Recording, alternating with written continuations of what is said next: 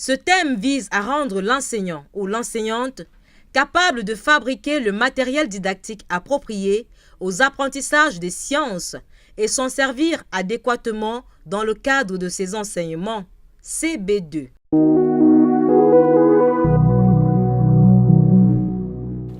À l'issue de cette activité, vous serez capable de 1. Définir le concept matériel didactique. 2. Connaître l'utilité du matériel didactique. 3. Connaître les caractéristiques d'un bon matériel didactique. 4. Opérer un choix judicieux du matériel didactique, le cas échéant pour l'enseignement des sciences. 5. Identifier quelques matériels didactiques à utiliser pour l'enseignement des sciences. 6.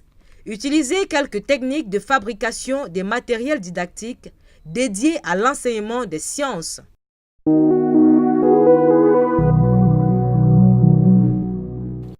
Pour que vous puissiez atteindre les objectifs définis ci-haut, voici la matière que nous mettons à votre disposition en plus des ressources supplémentaires.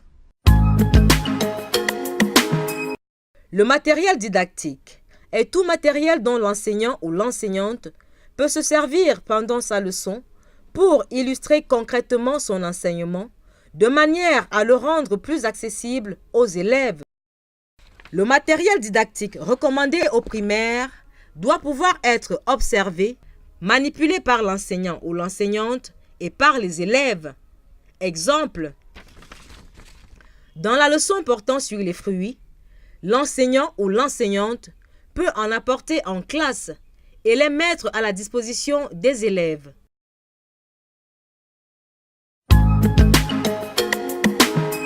Selon Thomas d'Aquin, rien n'entre dans l'intelligence qui ne soit passé par les sens. Ceci veut dire que les sens jouent un grand rôle dans l'acquisition des connaissances. Ils constituent la porte d'entrée des connaissances.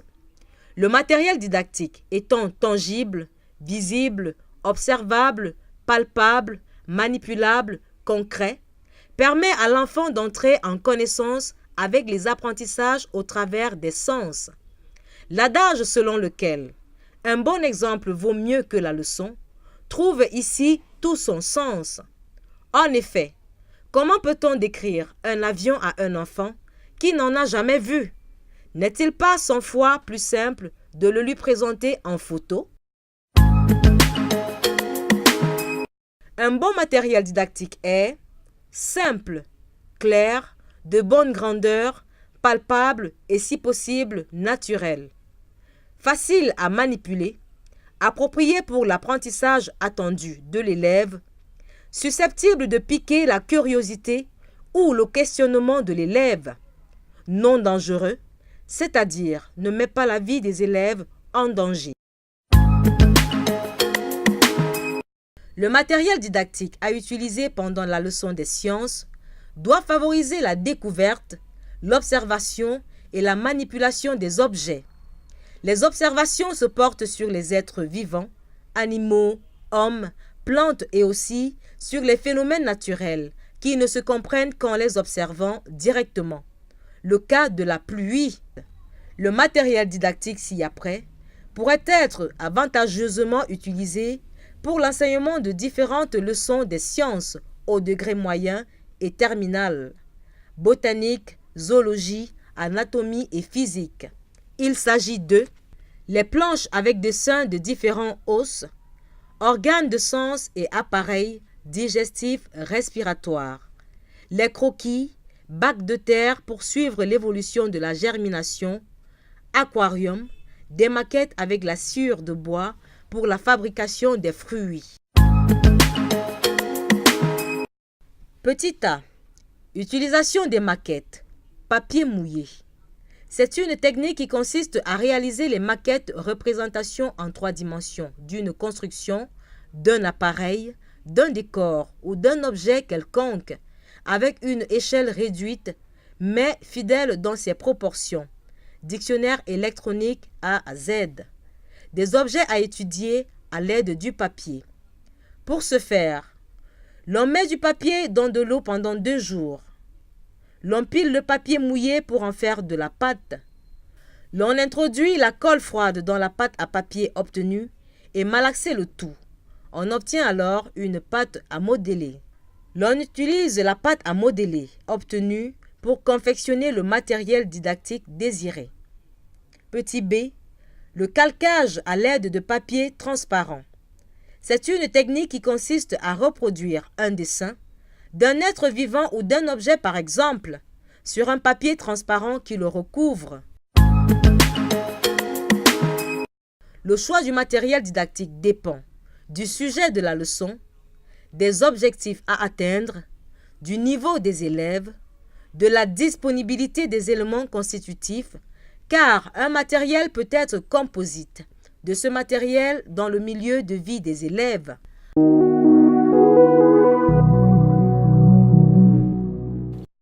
Afin de vous assurer que vous avez bien assimilé la matière, voici quelques exercices et questions auxquelles nous vous demandons de répondre dans votre cahier d'exercices. Exercice 1. Définissez le concept matériel didactique.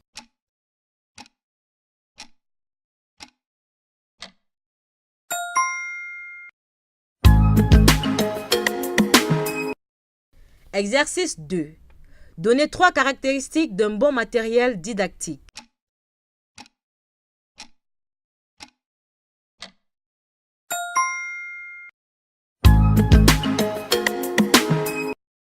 Exercice 3.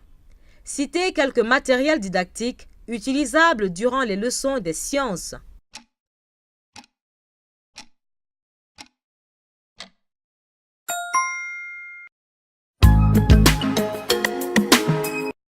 Exercice 4.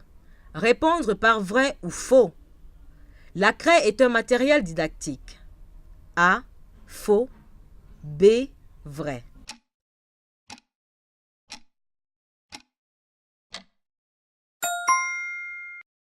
Le matériel didactique doit être choisi par l'enseignant ou l'enseignante. A. Faux. B. Vrai.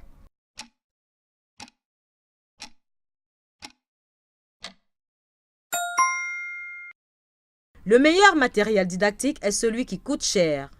A. Vrai. B. Faux.